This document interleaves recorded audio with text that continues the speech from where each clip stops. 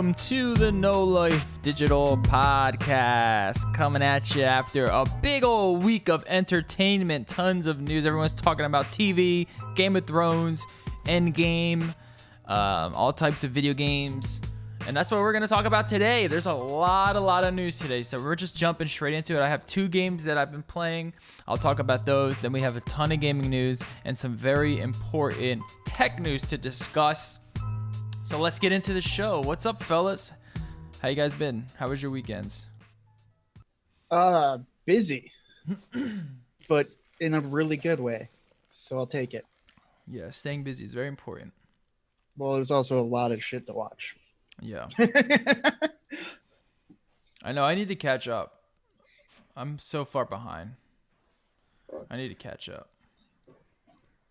Was it a good one? Without spoiling anything? Yeah. 10 out of 10 good? Is that all? It's just good? Depends on how you view spoilers, I guess. All right, well... I'll say good, yeah. I liked it a lot. There was a lot. All right, how about this? Was it a controversy. satisfying episode? I think mostly, yes. To me. And it's also seeing out all of the... Because I'm also... There was... Half of the fan base is very happy and half of the fan base is very pissed off. And I think that's what makes it a good episode. Yeah. Like, to me personally. Yeah, I haven't seen, but I've actively avoided anything. Yeah, no, we were even in Discord, we were trying to make sure to use spoiler tags. Yeah, you guys did a good job. And then I went on Instagram and Crunk posted a fucking spoiler off of his Twitter onto Instagram. So he went out of his way. He had to write it, and in his mind, he thought it was okay to post it on Twitter, and then took a screenshot of it, and then re-uploaded it to Instagram. Who was that? B Crunk. Okay, because LaShawn McCoy spent all weekend spoiling Endgame. I heard that. What a fucking douchebag. And he spelled things like wrong on purpose to get through filters. Like that's just rude. Oh, people were filtering. Wow, what a dick. Because a lot of people will mute words. Like they'll mute like a bunch. They'll mute like Marvel. They'll mute Captain America. They'll mute Iron Man. They'll mute again everything you can. But if somebody spells Iron Man like IRIN, yeah, that's gonna get through the filter. I mean, he could just be an idiot. I mean, he is an idiot too. I want to know if shady. I want to know how many subscribers he lost from doing that. I'm curious to see the metrics. I'm sure it was a huge amount. I just follow the old rule of if you don't want something spoiled, don't be on social media. I know. That's what's so hard about TV today, man. It's so hard. Like anything popular, you're gonna get it spoiled. If you gotta post stuff, use things like Buffer. You don't even have to see your Twitter stream.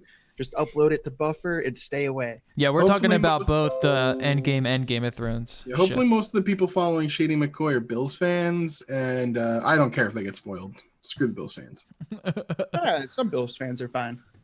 And I'm just saying, Titans fan, so yeah, in the Bills. There's a lot of Bills fans who are also Red Wings fans. That whole like lower part of Canada there. Well, because you're not going to be a Sabres fan. Doobie, you saw Endgame. You thought it was good as well? It was really the shortest 3 hours I've ever spent in a movie. So it was just like nonstop? I thought it was going to be paced poorly, mainly just because of the length and how you're going to fit all of that stuff in. And I've been to movies where it's been like an hour and like 30 minutes, and it was like horribly paced. By the way, people in chat, I warn you, there's been a problem on Twitch where people are going into people's chat rooms and spoiling it. So if you don't want anything spoiled, I don't know what to tell you.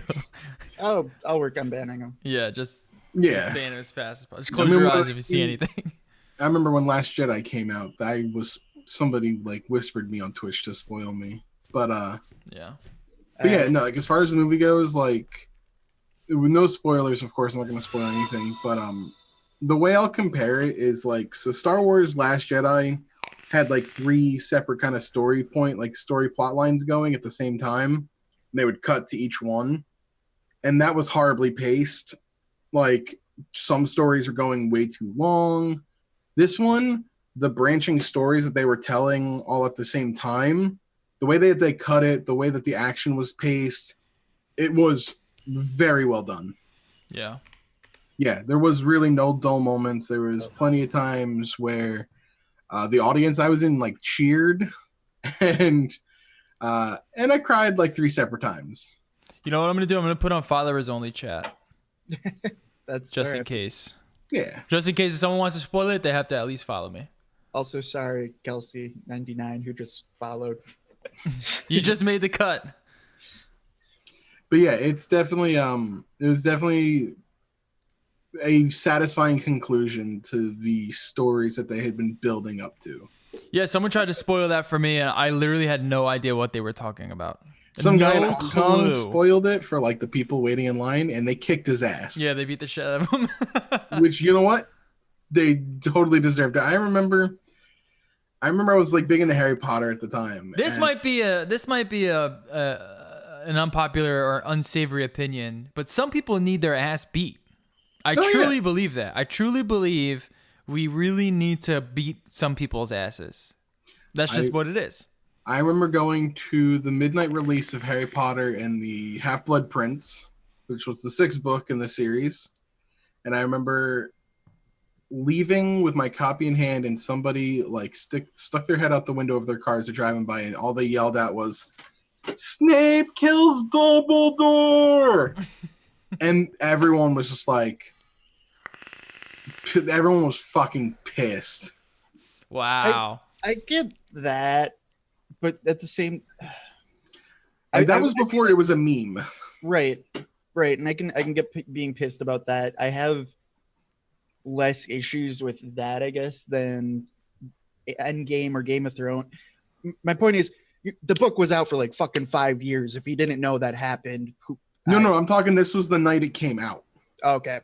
Somebody like went through the chapter titles, found like the closest thing near the end that they could get. Okay, then that as we were all waiting in line, and they yelled it out at like as people were like going in to get their copies as they were leaving in their car. If it's a premiere like that, then yeah, fuck that first. Yeah. I was thinking it was like the movie release where it's just like when I saw Endgame, I waited until I got to my car. Like me and my dad, like we saw it together because we see all the Marvel movies together.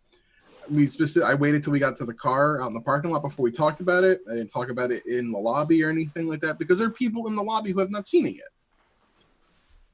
So like you have to just know your setting. You have to know where you are. And we live in a society. We definitely live in a day and age now where it's like, especially with like Game of Thrones, people don't watch it on Sunday night because it's on maybe a little later than they can get a chance to watch it, so they'll watch it the next day.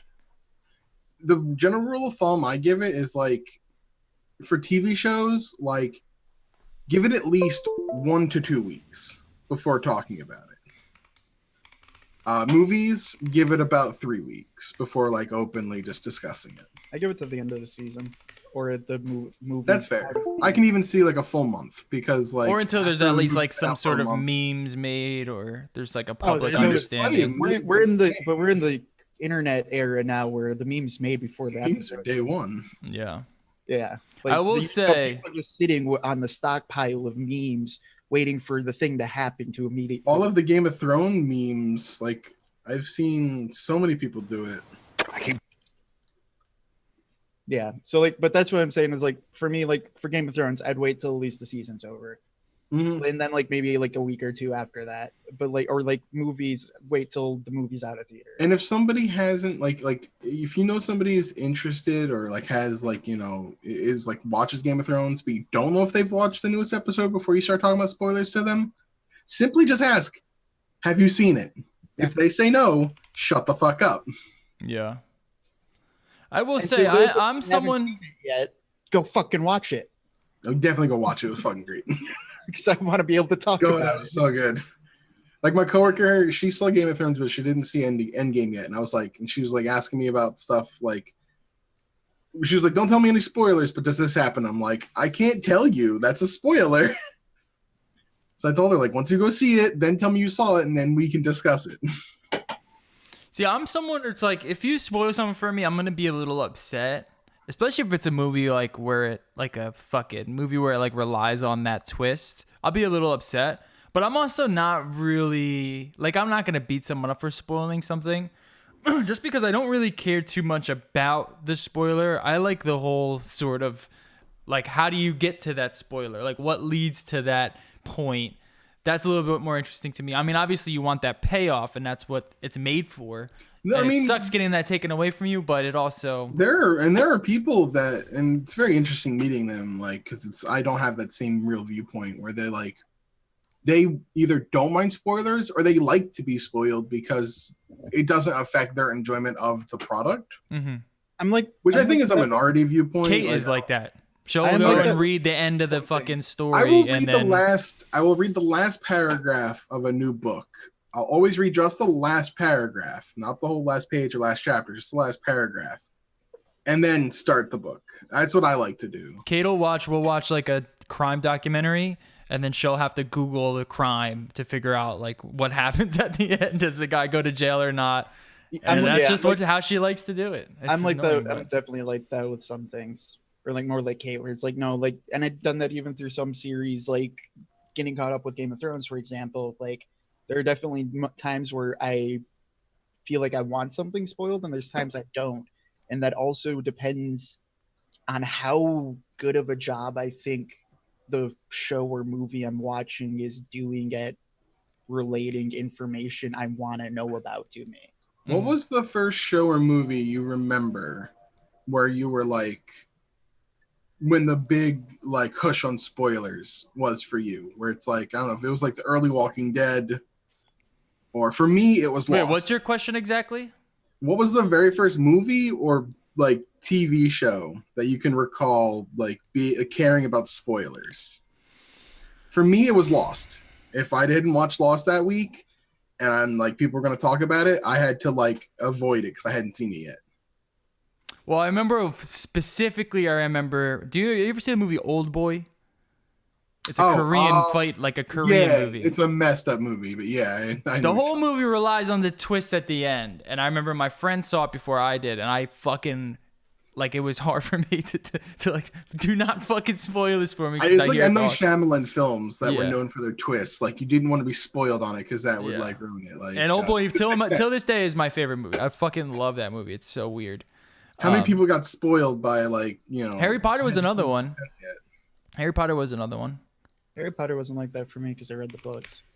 Yeah, I didn't read the books. but it was also like That's- reading the books where That's it's like also like I you guess sped read them so you wouldn't be spoiled by people. yeah, for like me, I guess it would be maybe Game of Thrones because, like I said, I'm that kind of person where depending on the show up or not. So that's why, like, for me, the first 5 seasons of Game of Thrones when they had the books, yeah, you can spoil that for me, and I'm going to spoil that for myself. After when it's new medium like that, though, and you have an established world, that's when I start caring of like, don't fucking ruin this for me. hmm Yeah, like Walking Dead was one of those interesting things because spoiler alert.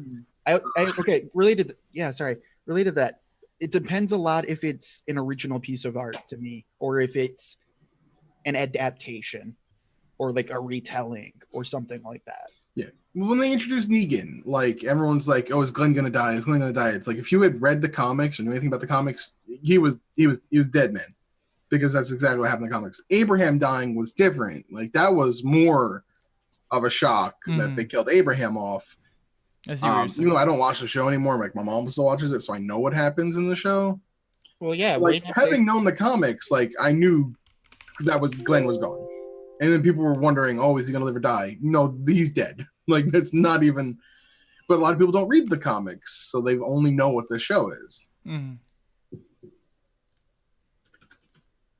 That's what I'm feeling. It's weird too because like, so Game of Thrones, we're farther ahead, and this is kind of what happens to anime and mangas, where an anime based on a manga the production will be faster than the production on the written material. So they have to either start crafting their own stories or start working with the creator like Game of Thrones is doing with George R. R. Martin, where they're talking to him about everything, but like key points are going to be the same.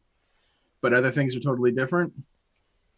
So like a lot of people who didn't read the books when like some of these new Game of Thrones episodes are coming out are kind of spoiled because in the book, one of the mysteries they've been waiting years for is now solved, which is kind of disappointing. Sort of. Mainly, I'm talking. I still have a lot of different theories about those things that I think. Yeah, but I'm talking like John, like the spoils. The whole yeah. There's a thing with John. That's one of the problems. We can't really talk about it without spoils. Yeah, but there's a thing with John that the book readers had been left in the dark about, and the show had gotten to that point. Right, and it starts with a letter plus a letter equals a letter. Oh, I'm not talking about that one. I'm talking about For the Watch. And that too. But that hadn't been answered in the books yet when that next season had started. Right. And that's what I'm talking about. Like, it's one of those interesting things when...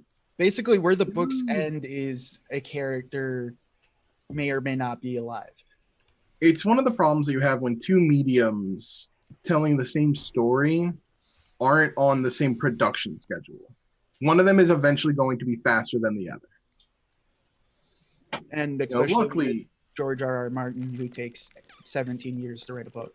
Yeah, and in the meantime, he'll write a whole 1,000-page book about just random stuff from the past. Yeah, and then why aren't you writing the main book? And another prequel and another thing. By the way, I also wrote like an entire bestiology of the southern world, like the southern realm that we've never seen before. All while waiting for the main book, like. Come on, dude. It is kind of odd. Well, that's. I do want more from the book, and I love the story. But I think, in all credit to him, that's what I've enjoyed the most about Game of Thrones is they've done a fantastic job of world building. I don't care as much as some people about the way certain plot lines go between the books and the on-screen adaptation, just because to me it's I'm sorry, guys. I've always been able to differentiate the two mediums as their own stories. They may have similar similarities between them, but they are inherently different stories. Yeah, and that's fine. I watched one episode with a guy who had read the books, and I told him specifically, I was like, "Hey, don't mention book differences. I don't want to focus on that. I just want to watch the episode." And the third time, he was like, "Oh, this was different in the book." I was like, "Get the fuck out of my house." I never watched another episode with that guy again. No, you can't. Those people piss me off. Okay.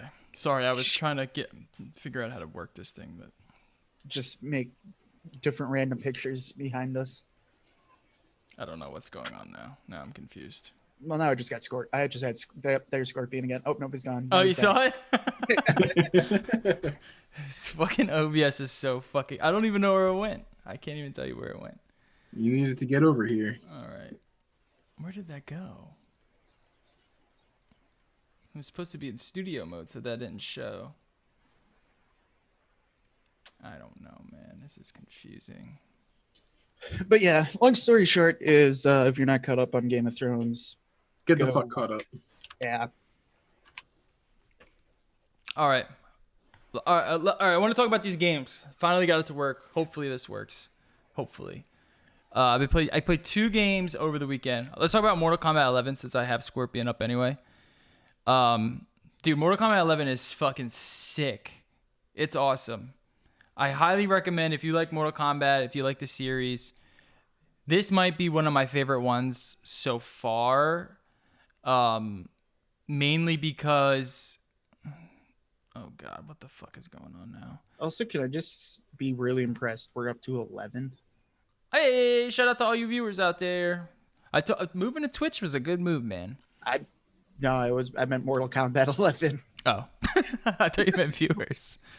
Yeah, dude. Well, this is like the pinnacle. This is the fucking tutorial here, which you can see on the screen. It's so complex. I love the tutorial because it gets so deep into the game. Like you get into frame data, and then there's a whole section for each character. So each character has its own specific tutorial.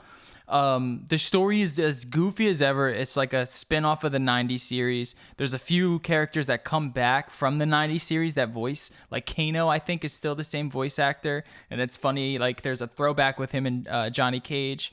And it's just like a really good Mortal Kombat where they just like turned up the technicalities to it. So fighting is a lot more technical. It's a lot more of a slower Mortal Kombat. It's more methodical. This is the crypt. This is the part that everyone has like controversies about.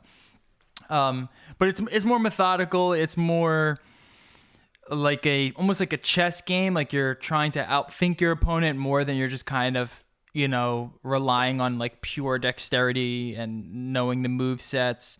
And I've been having a really good time with it. It's really difficult in that sense, but it's all just like learning the characters and learning which frames are faster, which characters have certain reaches, which characters have certain recoveries. It kind of reminds me of Smash in that sense, where it's very heavily based upon like recovery and lag and input.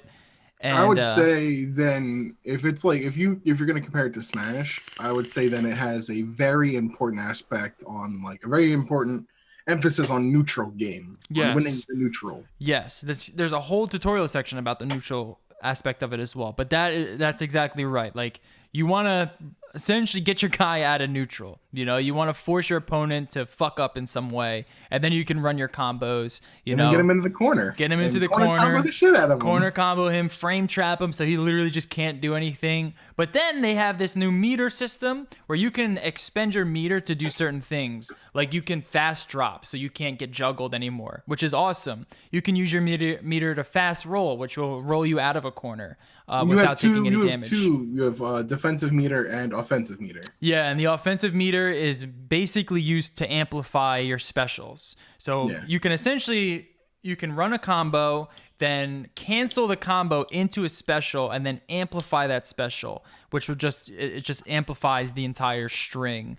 And it's just really well done, and it gets really complex. But once you get the hang of it, and you start to play online, you play people who know what they're doing and they know how to use it, and you play a few matches with them, it becomes so fun. And I've just been having a blast with it. It's so over the top. The violence is just better than ever.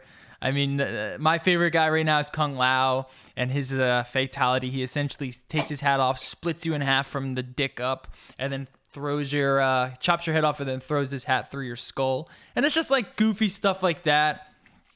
Same with the story mode. It's fun. The worst part though is how they kind of went about the loot and the towers. So there's a lot of loot in the game. There's a lot of collectibles, concept art, stuff like that. But unfortunately, the towers is where most of like the stuff that you need resides, and you get a lot of good unlockables in the towers. But what they do is they put these parameters on the towers. So one tower fight will be like rockets will fly out of the sky and it'll have vampire damage and it'll suck your health out and give it to the other guy. And essentially you need a certain consumable to beat that tower. And the only way to get that consumable, if you don't have it, is to buy it. And that's where a lot of people have had issues. So essentially what Ed Boon can say is like, hey, you don't have to spend a dime on this game. You can play right through this game as much as you want. But realistically, you're not going to be able to beat that level without a consumable. It's going to take you so long to get the right RNG to beat that sort of tower level. And that's where the biggest problem lies, in my opinion. And it's unfortunate, but everything else is just so on point, and I just been having a really good time with it. And I don't know what the pros feel like. I don't know what they're saying about the game. I haven't really looked. I've just been having a good time with Combo Breakers, the next like big tournament coming up for the FGC, and this is going to be the first major tournament set. So I'm very interested in seeing what the character comps are like, what the variations people are using are. I'm probably not going to pick up this game. Personally, this doesn't seem like a fighting game that I'm going to enjoy, but I will enjoy watching it. Yeah. Yeah, if you are, like, I love Smash. Smash is still my favorite fighting game, and it's because it's just so different from everything else. But I also was a huge fan of Tekken, and I was a huge fan of Mortal Kombat until kind of the later ones started getting a little bit weird. But then Injustice 2 came out, and I loved Injustice 2. And then this version basically took Injustice 2 and just made it more technical. And I really like that because I got towards the end of Injustice 2, I felt like I understood it. And then it was just kind of, you're just kind of getting into like a footsie match. But in this one, it feels a lot more technical and a lot more of a thinking man's fighting game. And I've been enjoying that heavily. So I don't know how long I'm going to be playing it for, but I've been hooked, man. I'm still a fan of watching what they call quote unquote good ass Tekken. Like good ass Tekken 7. Like those are still like Evo Tekken is still fantastic watch. Yeah. Man, I played so much Tekken. Even the last Tekken I played a lot of. I pretty much found out that like with the fighting games that are currently out, besides Smash Brothers, I'm a freaking weeb. I stick with my anime fighting games. Yeah. My Guilty Gear, Dragon Ball Fighters, if they make a new Persona fighting game, pretty much anything that Arc System Works makes. Right. And I think in that sense, this game, like you already know, it's just not for you. You know what I mean? It's just a completely different, because those games are a lot faster. They're just they're way a lot faster and way they're a faster. Lot more. They're a lot about not just like getting your combo strings, but like really getting your combo strings, like long combo strings. Right. Where this game, I think like your long combo strings are like 6 or 7 hits before you have to reset win neutral. If someone has one of their meter things, they can literally get out of it in the second move. You know what I mean? Mm-hmm. And and that's the thing. Like that's one of the reasons why I never really got into Street Fighter. One is because the people who are good at Street Fighter are just so fucking good. I mean, they've been playing for so long, and you just need to know every fucking like frames in that game are like 2 frames. 1, 2 frames. They change a lot. Like each patch update like really changes the game in the meta. And then of course the launches have been really rough. Like Street Fighter V's launch was really bad.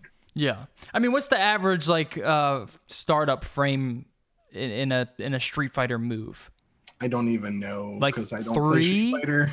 Or in any of those, in the Guilty Gear. I mean, it's short, essentially. Guilty Gear, they're very short. Even Dragon Ball, like they're short. Yeah, Mortal Kombat, you can get like a frame startup of like 23, and where you it's look like at the combo. You look at the combo listing of like let's just take Dragon Ball Fighters for example. Like your good combos, you're hitting 20 to 30 hits. Right. This combo, you'll string. And there's like a lot of damage scaling. Whereas this game, because you're not pulling in these crazy long combo strings, it's not damage scaled the same way. Right. I mean, right. It's essentially you're getting like 4 or 5 hits in between combos. And I mean, when you combo, the damage scaling goes way down in Mortal Kombat. So it's like, you kind of want to stick to 1-2 hits and get out and get in and keep like a strong zone. But I like that. I like that a lot. I do. I like the neutral game. I like trying to outsmart the opponent and relying more on knowing the opponent more so than just knowing a bunch of inputs. And that's where I've been having a lot of fun with it. It's been a blast. I just wish that the whole loot thing was a little bit different. I haven't spent much time in the crypt, or I haven't spent much time worrying about that stuff. Essentially, there's a bunch of different stuff in there, but and that's another thing with like with those fighting games versus like the anime fighting games. They're very heavy on ground combat. Mm. You're not pulling things aerial. You're not extending combos in the air. You're popping up, but then you're following it with a kick or a punch to continue that combo. Whereas your juggles are like 2-3 hits. Whereas like a Blaze Blue, a Marvel vs. Capcom game, especially like MVC2, Dragon Ball, Guilty Gear. Once you get them popped up, you're gonna follow them. You're gonna jump up and keep hitting them in the air because there's that hit stun that continues while you fall with them. Right. Wherein it's a very like Mortal Kombat, like even just from looking at it, I can tell it's a heavy game. Mm-hmm. Characters feel very heavy, very weighted. Yeah, they drop considerably quick. And like that whole meter thing just changes it, you know? It changes it because you can, like I said, you can get out of certain combos really quickly, which makes it a different sort of fighting style. But I've been having a good time with it. I've been having a good time. If you are like Doobie and you enjoy more of like that, I don't know, what would you call it? What kind of fight game is that called? I don't know all the terms for it. It's really just Weeb fighter? Anime fighting games. Anime fighting game? Anime fighting games for the most part. MVC, like more like Marvel vs. Capcom. There's a term for those as well that I can't fully remember the term. But they're just they're definitely more quick paced. Yeah. Yeah, it's been a oh my god, dude. See, I like to hit buttons. That's my thing. Yeah, this is completely different. Mortal Kombat is not a game where you're going to be just hitting buttons. You gotta really calculate your moves. Yeah. Well, I mean, speaking of which, talking about Days Gone, let's get into this game. Because, man, I am so disappointed in this fucking game. Seriously, it's just not... Grimes is going to be so disappointed. We were talking about it in the thing. Man, I think it's terrible, to be honest. I think it's a terrible game. The first, like, few hours are some of the most boring openings to a game I've ever played. It's just not fun at all. That's like basically my biggest critique of the game is just how not fun it is. And it's a shame because I had such high hopes. I'm a huge zombie fan, right? You guys know me. I fucking love all this fucking stupid zombie shit. And I was really about to get into this, man. I sat down like a good 15 hours into this game.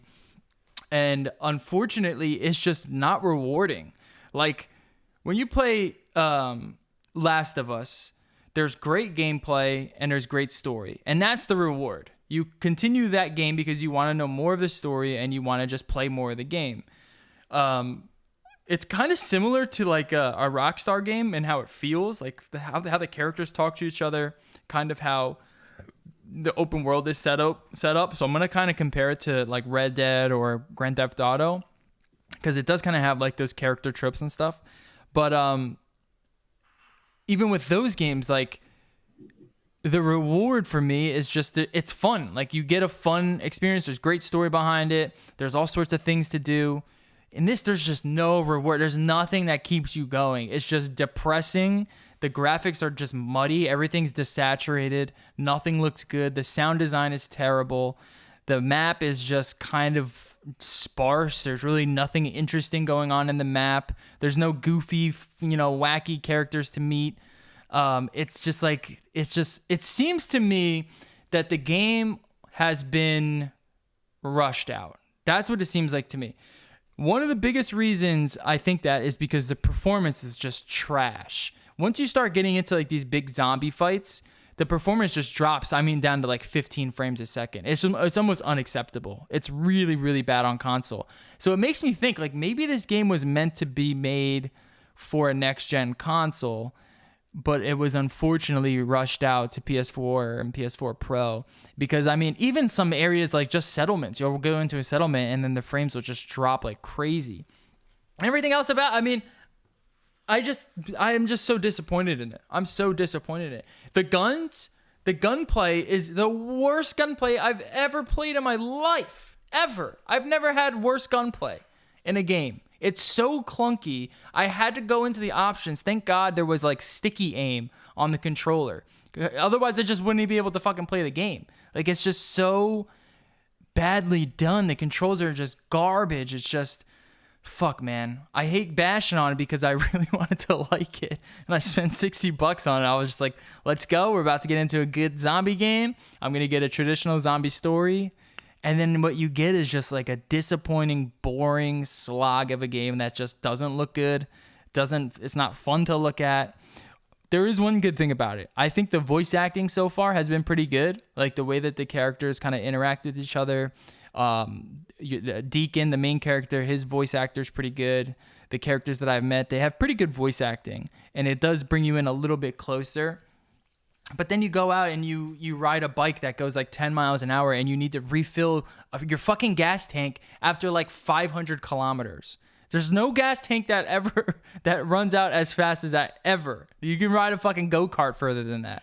It's the ridiculous. only thing I saw, it was a meme on, I think it was Twitter, where it's like, this is actual dialogue from the game. It's when two characters are getting married, and it's like, I hope he rides me like he rides his bike. And I'm like, is that actual dialogue in the game? Actually, I think that's bad. I think that is fucking dialogue. I'm not exactly sure if that's a story point or just something said when you're playing. But I honestly think this game, I think I'd be able to finish this game if the gunplay felt like Grand Theft Auto's gunplay, where you can actually get behind cover. You know what I mean? You press a button and he sticks to the cover, and then you RT. With this, they tell you to get behind cover, and you literally just walk up to the cover, and that's you getting behind it. There's no like sticky cover.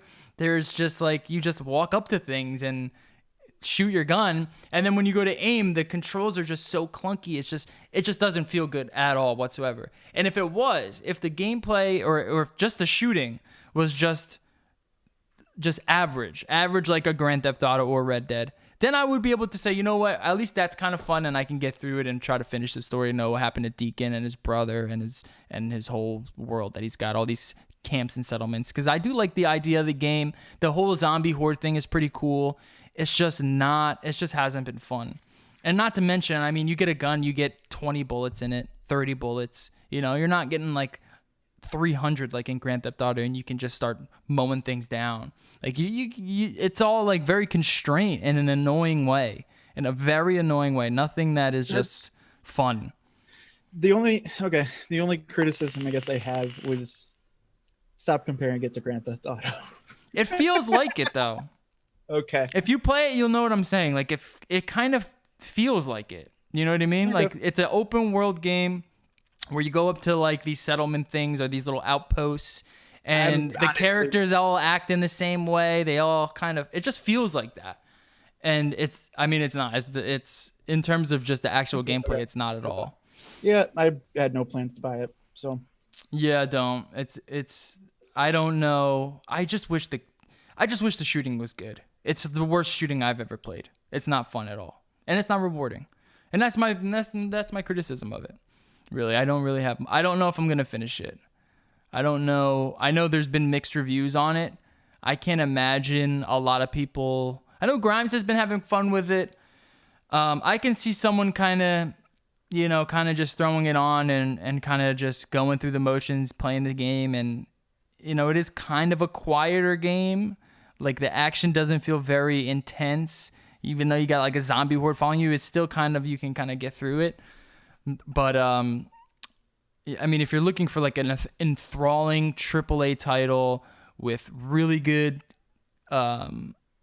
combat and really good rewards and a great blockbuster story, this isn't it. This is the furthest thing from that. It feels like a kind of like an indie game that should be like 10 hours long, So that's it. That's my Days Gone review. I'm probably going to play a little bit more, see where else this story goes. Maybe get a little bit more out of it and see. Maybe it'll open up a little bit more. But if it doesn't start to really pick... I mean, there's so many other better games to play. You know what I mean? I just got the Yakuza series. I can't wait to start getting into Yakuza. I got Yakuza 0 and Kiwami. And I'm so much more excited to play a game that's fucking like 10 years old than this fucking piece of trash. Well, the remakes were really well done. In the engine that they used for Yakuza 6 is the engine they used for those, because the original PS2 games are they didn't age super well. Yeah. Well, yeah, I just want some funny, goofy Japanese humor. You know what I'm saying? Definitely full of character. And there's just a ton of mini games to do. And Kiwami 2 is coming to PC. So I'm definitely going to pick that up when it comes to PC. Yeah, I thought it was out. I was looking for it. I didn't see it. It's on PS4, but it's coming to PC. Okay. All right. Any guys play anything new, or are we getting into news? Been thinking about picking up Mordhau, but I haven't yet. I was thinking about it too, and I think it's more of like a meme game.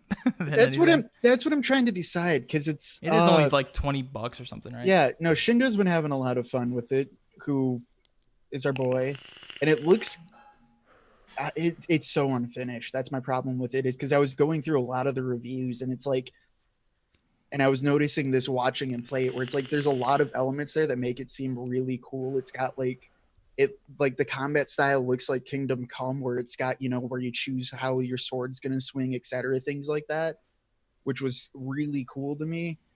But also just watching Shindo play it, like the game's so fucking broken that you get rewarded coins. I watched him level up to level 2 like 6 times. What? Because it won't save progress, and like none of the servers are working basically. So I was like, oh, well, then I'm not going to buy that. But like, I want to, because it looks like a better version of Chivalry, which is fun. Yeah. It just looks like a game that I might play for like an hour, and then I might not. I don't know if $20 is going to be worth that much. I don't know how much I'm going to get out of it. You know what I mean? Yeah. If I wasn't concerned about it not saving progress and this and that, I would probably pick it up. And that's also just because it's Game of Thrones seasons. Yeah. So like that seems like the perfect game to play after you watch the episode. Get into a full-scale chivalrous war. Yeah. It does look interesting. It looks interesting. I'm worried about how many reviews I've seen of like it just doesn't work. Yeah. Because it's like it's weird. At least it's like, on PC, and they'll patch the shit out of it. Hopefully, because that was the other things, is started finding bad rumors about it from it being coming from Kickstarter and things like that, and that it's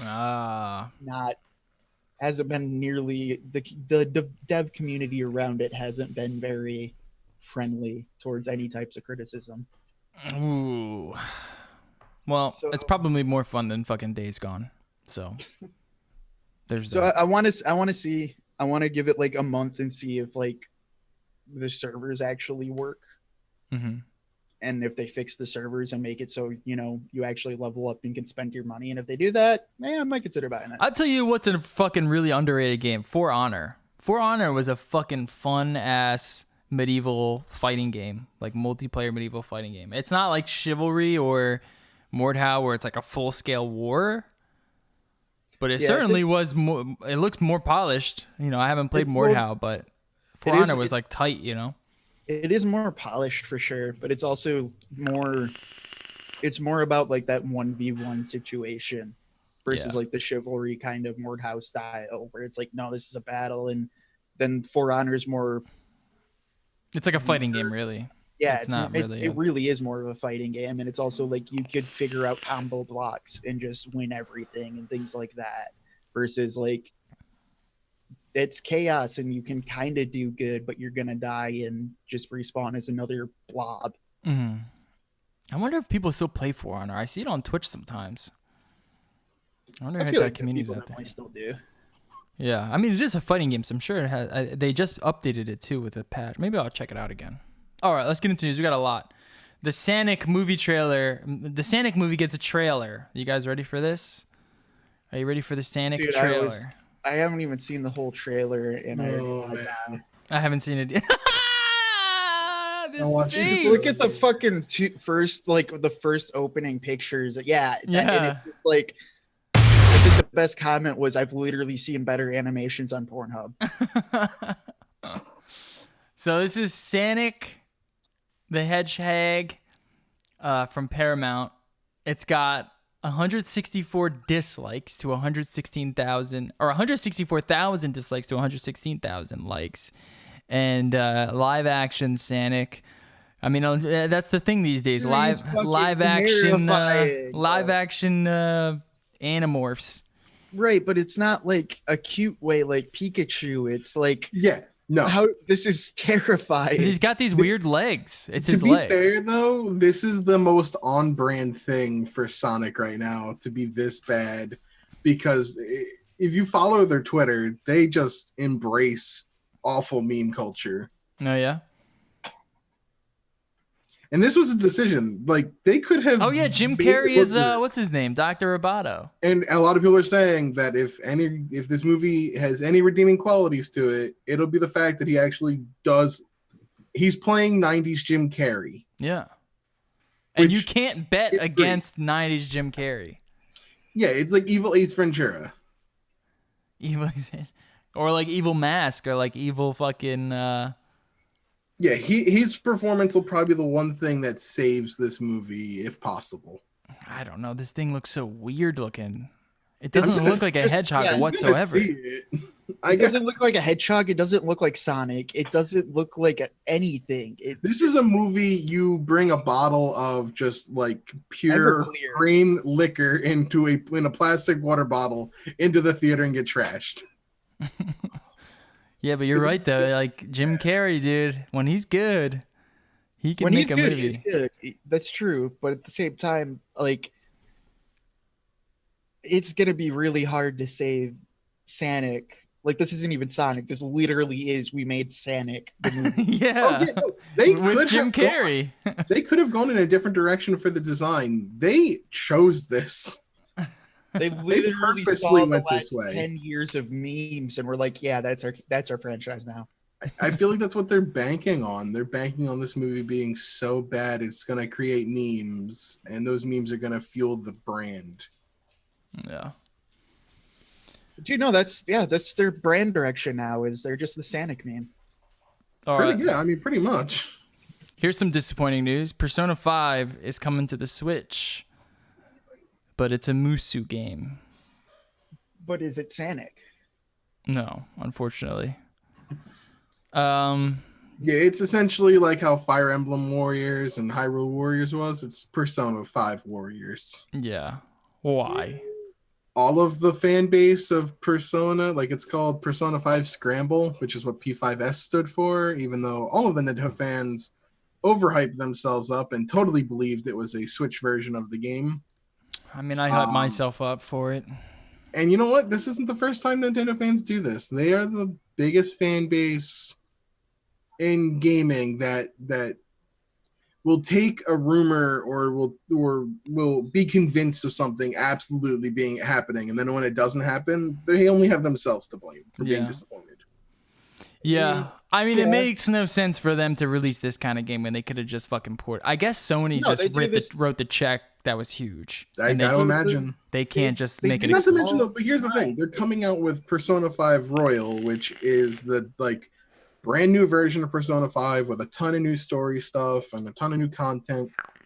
With that coming out, why play the base game anymore? Yeah. But this is also Nintendo in a nutshell over the last 5 years. Like, hey, good series. We're gonna make a Dynasty Warriors version. Well, I mean, it's coming to PS4 as well, so it's not like, they're making it. They just got the rights to get a spin-off game, which means that maybe Persona really is either an exclusive as far as the mainline games go, or Sony just was like, hey, we're going to write this check and you keep it on our system. That too. Could just be money. And then they may not be sitting there going, hey, we're going to write this big enough check for you to keep it on our system for this Dynasty Warriors game, in which case then Nintendo was like, okay, well, we'll take some cut here. I'm not gonna hate Dynasty Warrior games. Oh, no, I mean, I enjoyed Fire Emblem Warriors. I'll hate on them all day. Because I like Persona and I want to see how they do it. But They're just fucking grab bags.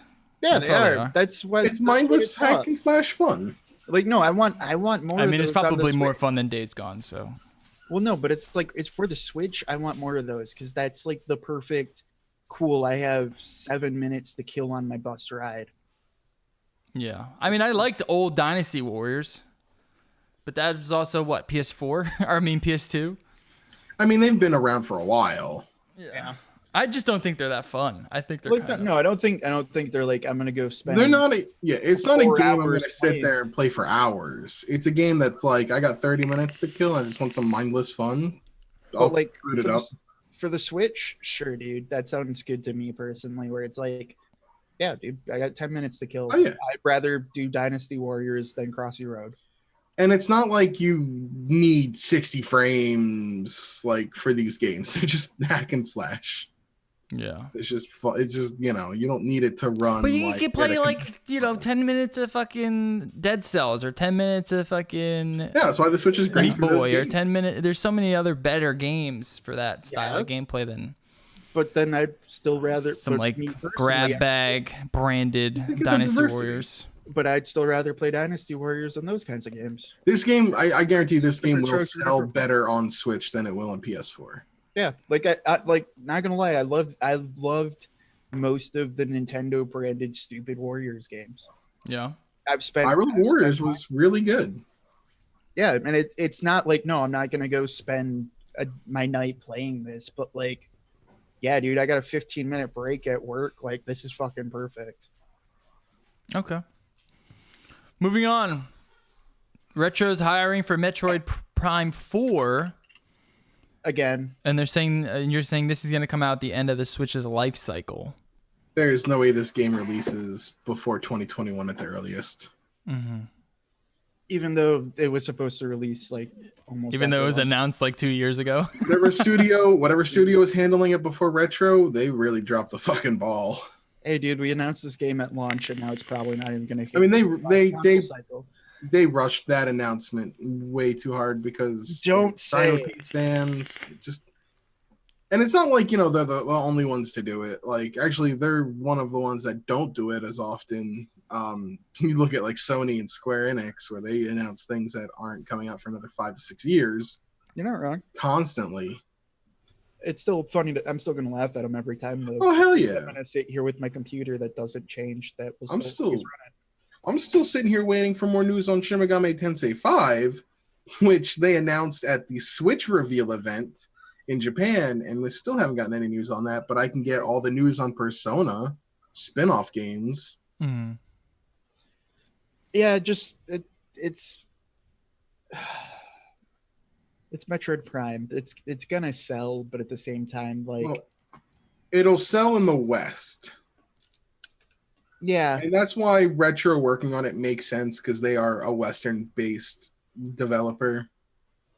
And they have, I mean, it's also their baby. They did Metroid Primes 1, 2, and 3. So it'll be good. If you liked those Metroid Prime games, you're It'll going to just- like this game. It's just not going to be ready for a while. It's just going to take them a few more years. Pretty much. They're hiring people for it right now. Yeah. I mean, they could be hiring just like marketing and stuff, And yeah. I don't know what exactly they're hiring for, but well, let's find out. all right. Well, moving on. While you find that out, Bloodstained: Ritual of the Night's team says the game's Switch version suffered from overheating at PAX East. That's why it was having the massive frame drops that it was having, apparently. Mm-hmm. Because they kept them stored in really airtight containers, which is not a smart idea. No. All right. Currently, Rare is hiring for an Retro. engineering retro. You're right. Thank you. I was thinking Rare for some reason. Rare is that is a Microsoft studio. Nowadays, yeah. Yeah. Yeah, Ritual says it's going to be playing at a fixed 720, 30 frames, even if it's docked. I don't know if this is like the one indie game where I'm thinking I might actually want to buy it on PC instead, because even docked, it's only going to be 720p. Yeah, but I mean, I don't know. Let me see what it looks like. I forget what this game looks like. It's a side scroller, isn't it? It's like it's a Castlevania, Yeah. like a Symphony of the Night, but like with better looking graphics. Even though some people don't like the art style they're going for. Yeah, I think you can get away with this at 720. I don't think it'll look bad at all. 720 at 30. Yeah. You'll definitely be able, that 60 will definitely make it feel a lot more nicer. Yeah. But A game like this, I might want that better. I mean, I could always double dip, but this game's had a really long development with a lot of kickstarting delays and stuff like that. So I mean, if it's suffering from frame drops and all this stuff, you might just want to go PC. They could If have it's even that just could be damage control. That's just what they're saying. We don't know the even situation. if it even is optimized for PC, Yeah, true. they've delayed this game so many times. I'm not buying it day one. Let's say it that way. No. And the Probably latest not. update for Switch leads to boosted CPU speeds for Zelda Breath of the Wild loading screens in the recent update. I think they boosted it from 1.3 gigahertz to 1.6 gigahertz in the loading screens before dropping back to 1 gigahertz while playing. Huh. Which is interesting that they Why? did this. I don't know. I mean, Why? Breath of the Wild didn't have really bad loading screens to begin with. Yeah, but I think you it's make 'em faster, cool. make Like 'em it's faster. nice. Well, this puts it more. I think it either puts it in line or actually makes it. Thank you for the faster. sub, Grimes. Yes, I think this either puts it on par with the Wii U version, or I think it makes it a little bit faster than the Wii U version now in loading, which is pretty interesting. Loading, not in game. At loading. But okay, since I was corrected, we're going to retro, and honestly, the list is pretty fucking similar to Rare, so I guess I still could have used Rare's list. Because guess what? Game studios are usually always hiring the exact same people. Marketing, artists. No, yes. Okay, art director, actual director, not like an artist, product testers, art outsourcing manager, level 3 IT engineer, level 1 gameplay engineer, lead external environment engineer, lead character artist, There's always an environmental artist somewhere in there. Yep. Lead graphics engineer, level 3 engineer AI, level 1 tools engineer, level 3 tools engineer, physics engineer. So it sounds like you haven't even made the fucking game. That's still mostly art based. But yeah. Yeah, they definitely don't have the assets fully fleshed out. Sounds like they don't have anything. Sounds like they're starting from square one. I mean, this is what we kind of assumed. If anyone when needs a job, Retro was taken over. anyone needs If you a want to go to job, Austin, Texas, which is where Retro Studios is located. yeah, go hit them up. If you have any experience in I think it's Austin, Texas. I know it's Texas. All right. Former NetherRealm studio devs accusing studio of harassment and poor conditions. Crunch.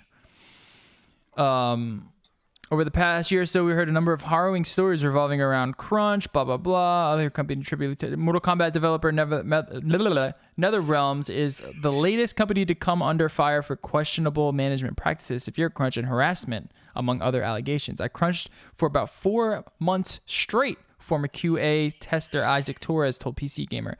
I was regularly doing 90 to 100-hour work weeks and worked every single day. I know someone who stayed on the couch in the office to not risk falling asleep while driving.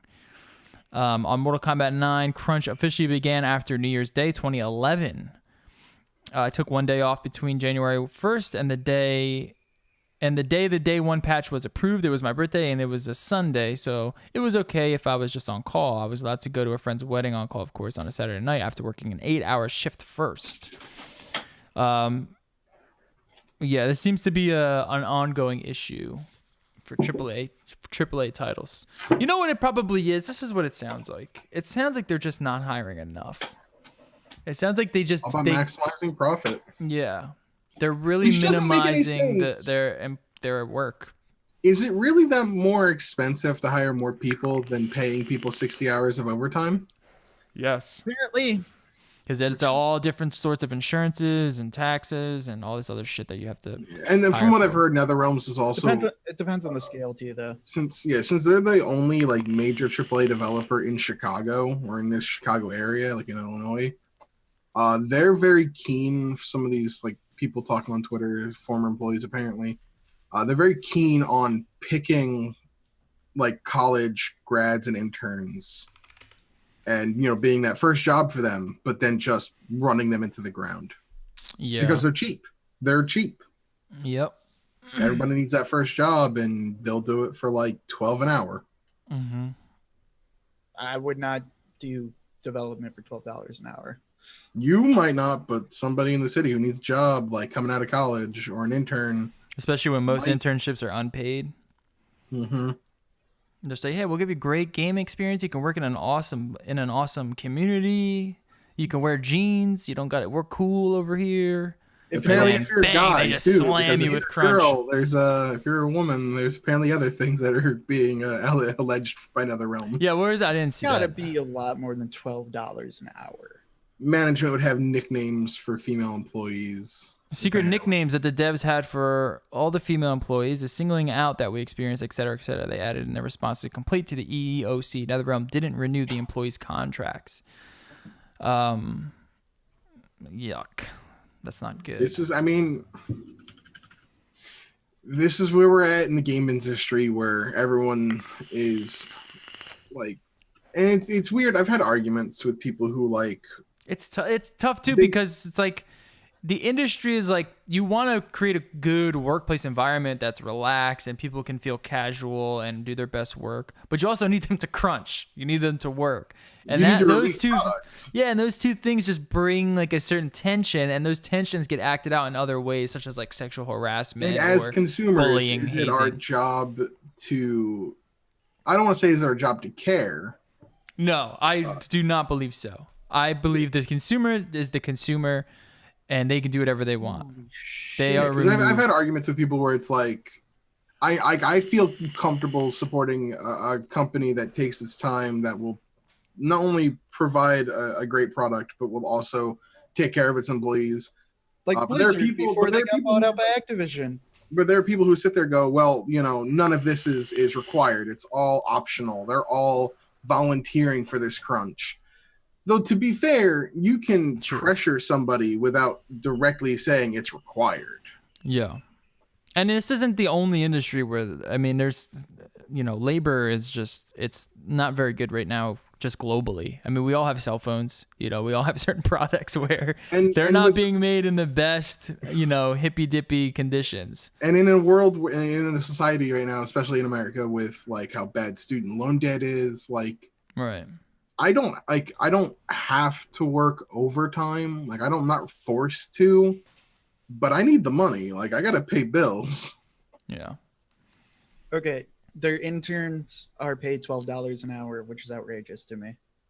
That's a paid internship. They're mostly not paid. Most of the rest of the positions are way above 12 hours, which I would expect. I guarantee you, they probably run those. Are they hourly positions or are they just salary positions? Salary. Yeah. Most of it's salary, and most of it's way higher than that. The only ones that are paid at 12 hours are the interns and quality insurance.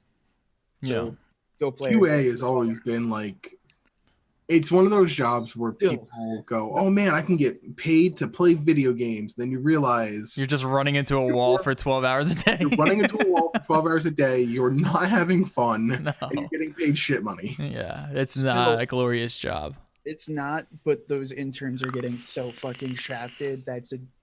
Wow. I'm not shocked at all by that. Yeah, me either. I am when I've done shit ass internships in this field, and I got paid $34 an hour as an intern. You got lucky then, man. I didn't. I just looked for an appropriate job. There's a lot of internships that pay well in this field. I don't know, man. There's always going to be interns that are willing to take the 12. That's true. But that's especially when there's so many unpaid. I don't know many paid internships. I mostly know only unpaid internships. Contract work's different. Any sort of like contract work's different. Most programming ones are more on the realm of paid. There's a lot fewer unpaid internships because I can't imagine anyone doing any good work as an unpaid intern programming. That's probably why they have to pay. That's just too much work. If you go to like an accounting job, you get an internship. You're not really accounting. You're just doing menial tasks, and you can do that as an unpaid intern. But if you're relying on like doing any sort of actual inputs, you better be getting paid. Yeah, like that's why that's just shocking to me. Is like someone in this field where it's just like, bro, you're getting shafted if you're getting paid minimum wage for your career field. You're like literally the worst paid person in this entire career field. And trust me, that intern knows that. Yeah, it's probably super competitive too. To even get that internship, I'm sure it's really competitive, And the industries know that. That's why they're crunching them. They're paying them shit. They're crunching them. They're getting away with it. And it's because the consumer has to have that fucking tower of terror, dude. We need that loot, man. You better start cranking out those assets. or else you're gonna get a bad Metacritic score. And All right. you're working at NetherRealm, which isn't like a great studio. Sorry. This Mortal Kombat's dope though. Whoever those interns are, you guys did a good job. The game's fucking fun as hell. Research firm estimates that 20 million PC gamers will turn to TV gaming platforms, including consoles, by 2020. Okay, so 1 week, it feels like it's every other week it changes. 1 week it's console gaming is dying, sales are down, PC gaming is on the rise, PC gaming is the end all be all. And then next week it's this, PC gaming is dying, console gaming is on the rise, consoles. Does anybody know what the fuck they're talking about? No, most of these are blog posts that you're reading and taking as fact. Yeah, it's always a different independent research firm that has a different opinion every time. This is from John Petty Research. Yeah, I mean, it just, to me, it seems like, I don't know. I know most PC gamers have a console. You know what I mean? I don't understand the whole either or. It's not like a zero sum game. You know what I mean? It's not like you can only PC game or you can only console game. So I don't know why they even bother to do this. That's what I've always been the most confused about. People are gonna get the thing that they want to play the game. You know what I mean? And I've always been an argument of with Nintendo, if you're like if you're a PC gamer, then Nintendo consoles the last couple gens have generally been the one you want to go for first, because I'd say that about one the different, I would and not say two, that because about the Wii. it's an experience you're not going to get on PC, and two, they just have so many damn exclusives. It's honestly it's mostly the exclusives, yeah. And the price, they're cheaper than PlayStation 4 or Xbox. Like, they're usually cheaper than PlayStation and Xboxes are. So it makes it a good companion for a PC. Just like a Nintendo product, you're saying? Like the Switch, I think is a great companion to a PC. I think it's a very good companion. I hard disagree with the price, but if you're talking just the console, yes, but I never consider that price. I always factor total cost.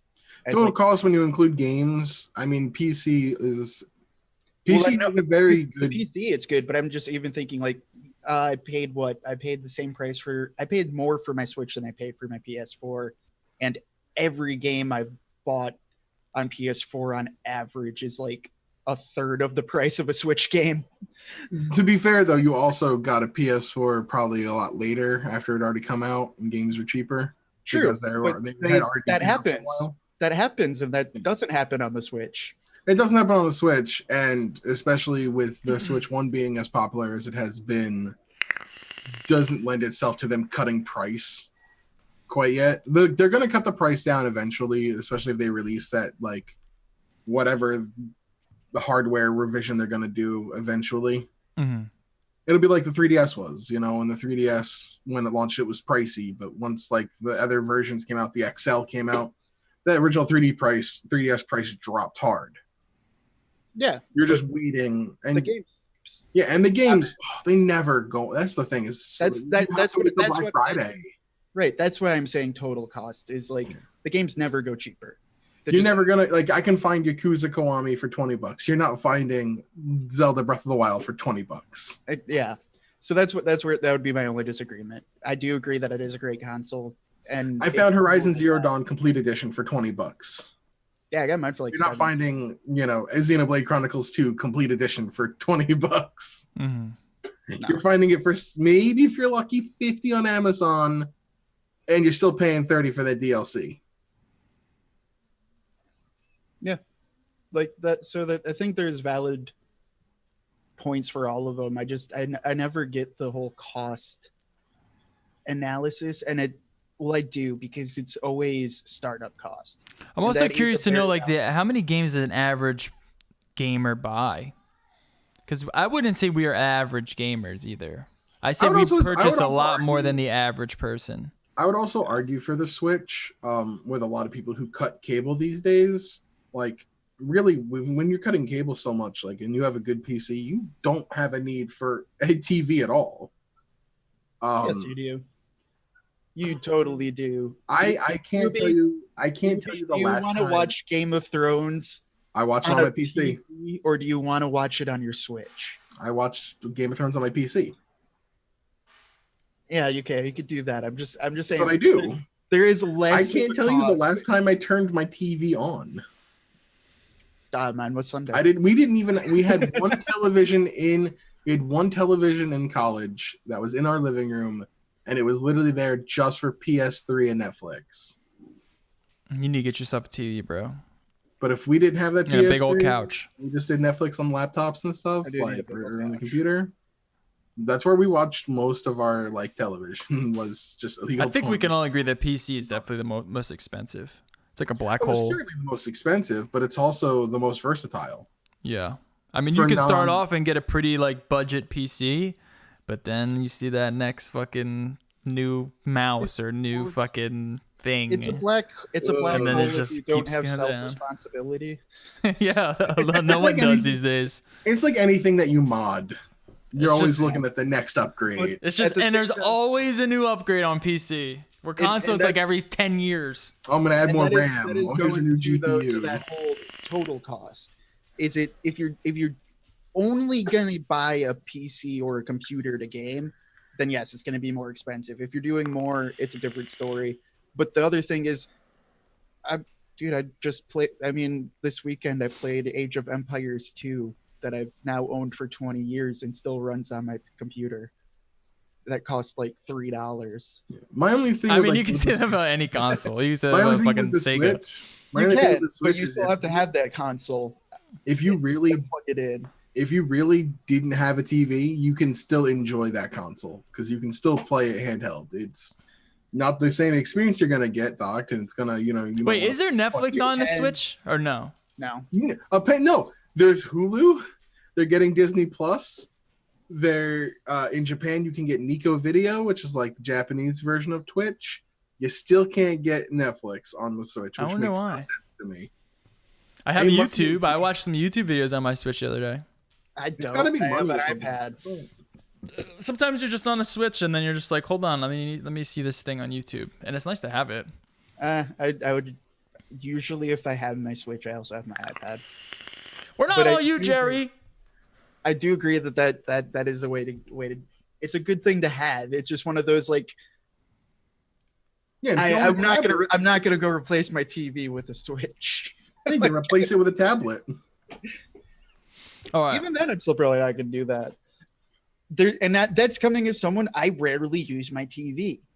I don't use my TV that often. I'm just saying when it comes to like Roku, Apple TV box. When it comes to including the price cost, like especially with the PS5 coming out, and like you're saying you could. You're saying you just. You're could. saying you could just wind up if you're having to buy a TV. If you're upgrading your TV as well when you do buy a system, I would include that in your quote unquote console altogether cost. Yeah. Because if you're going to now be also purchasing a 4K TV to go with your PS5, because nobody's buying an 8K TV for $12,000. I might. Fuck it, dude. I'll be looking crispy as fuck. DIY or die coming at you. Fucking $12K soon. It's that mixing money. But I don't know. But my point is, at the same time, I get what you're saying with that, but I would also. That is a good point to bring up, but also a harder point to bring up because it's that yes, to run a console you do have to have a TV, and to play a PC you do have to have a monitor, but it's just at the same time it goes back to that versatility thing towards the PC where it's like, yeah, I have to have a TV to play my PlayStation 4, but I have my TV because I also want to watch Game of Thrones on it and 4K YouTube content and Netflix specials and this or that on it too, that I'm going to have it regardless. I had the TV before I bought the console. Mm-hmm. I already, Yeah.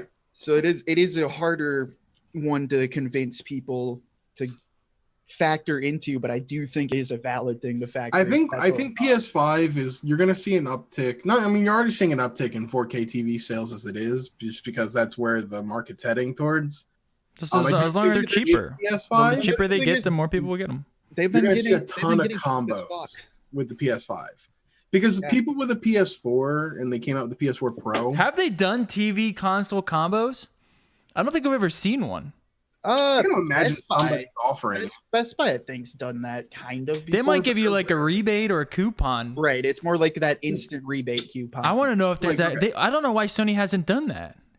Like a nice Bravia 4K TV with the PS4 Pro or the PS5, dude. I'd fucking go with that every day. Some people did upgrade to the PS4 Pro from their PS4 and got 4K TVs, but I think PS5 is where you're really going to see people doing the full upgrade on both ends. That's true. Yeah, that's true. Because the PS4 Pro and say even to the extent the 1X, whatever it's fucking called, those were like half step upgrades. They weren't like this is the new future at a time just where like early 4K adopter. TVs haven't dropped significantly in price at the time of their release.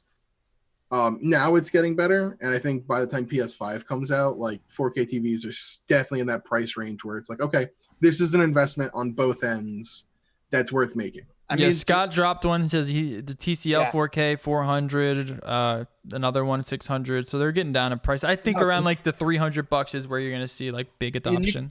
TCLs, you've seen them getting down to like, I mean, good decent TCLs like under towards 300 on Black Friday stuff. So I think give it another year. Yeah, you could see that with the PS5. Here's the PS5 drops. Yeah. Buy the PS5, or I mean, it'd most likely be a Best Buy. Not Sony's in that's the hard part. They are. Sony makes some good TVs. Sony doesn't make a good cheap TV. So that's going to be they're all expensive. I get that, but you don't think that they would offer even if they worked out. They should. They haven't. I'm saying they have it. By going, hey, here's our Sony PS5, Sony TV. Right. I think Best Buy could do that. Yeah, Best Buy I think totally could do that and should do that with like a TCL. TCL's make some really great cheap 4K TVs for that they could package and like okay, if we see the PS5 at $400, it comes with the $800 package with a TV and a PS4. I still don't think PS5 is going to be $400. You think it's going to be what, 500, right? If it does hit, I'm thinking 5. If it does hit 500, which I honestly, but even a cool I don't think it's going to go up to 500. Brand for one of their really nice 40.